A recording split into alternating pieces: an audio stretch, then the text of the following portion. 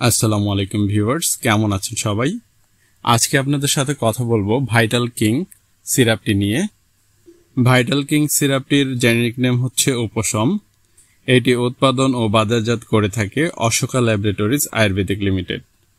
মূলত যাদের খাবারের প্রতি অরুচি, রুচি বাড়াতে চান এবং স্বাস্থ্য বাড়াতে চান, তাদের জন্য এটি খুবই কার্যকরী।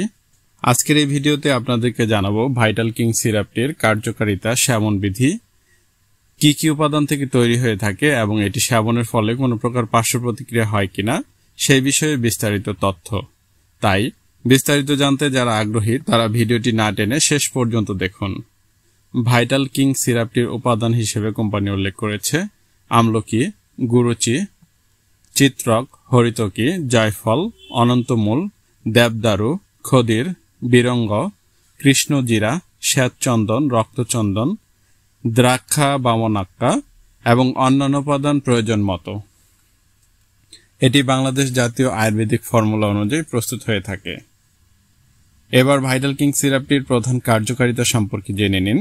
শারীরিক শক্তিবর্ধক হিসেবে সপ্তধাতুর পোষক, প্রসবান্তিক দৌর্বল্য দূর করতে সাহায্য করে, সূতিকা দূর করতে সাহায্য করে, গ্রহণী দূর করতে সাহায্য করে, রক্ত স্বল্পতা ও অগ্নিমন্দ প্রশমক হিসেবে কার্যকর।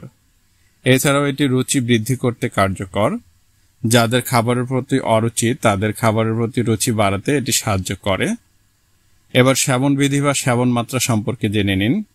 ভাইটাল কিং সিরাপটির সেবন মাত্রা হিসেবে এখানে উল্লেখ রয়েছে 2 থেকে 4 চা চামচ দৈনিক সেবন করতে হয় আহারের পর, অথবা চিকিৎসকের পরামর্শ অনুযায়ী সেবন করতে হবে। যারা আগে থেকে কিডনি এবং লিভারের সমস্যায়, সতর্কতা, অপ্রাপ্তবয়স্কদের ক্ষেত্রে এটি সেবন করা যাবে না, এবং যাদের আগে থেকে কিডনি এবং লিভারের সমস্যা রয়েছে এবং বিভিন্ন ধরনের জটিল রোগে আক্রান্ত তারা এটি সেবন থেকে বিরত থাকবেন।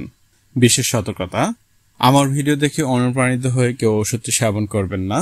আমি এই ভিডিওটি করেছি আপনাদেরকে এই প্রোডাক্টটি সম্পর্কে বেসিক ধারণা দেওয়ার জন্য। আমার কথা বা বর্ণনা প্রেসক্রিপশনের বিকল্প হিসেবে বিবেচনা করা যাবে না। সকল ওষুধ সেবনের পূর্বে অবশ্যই চিকিৎসকের পরামর্শ গ্রহণ করবেন, কারণ চিকিৎসক আপনার সকল দিক বিবেচনা করে ওষুধ প্রয়োগ এবং ওষুধের ডোজ নির্ধারণ করে দেবেন। সকল ওষুধ আলো থেকে দূরে ঠান্ডা ও শুষ্ক স্থানে রাখুন। সকল ওষুধ শিশুদের নাগালের বাইরে রাখুন। ভিডিওটি ভালো লাগলে লাইক, কমেন্ট এবং শেয়ার করার মাধ্যমে বন্ধুদের জানার সুযোগ করে দিন, এবং যারা এখনো আমাদের চ্যানেলটি সাবস্ক্রাইব করেনি তারা অবশ্যই সাবস্ক্রাইব করে রাখবেন। ধন্যবাদ।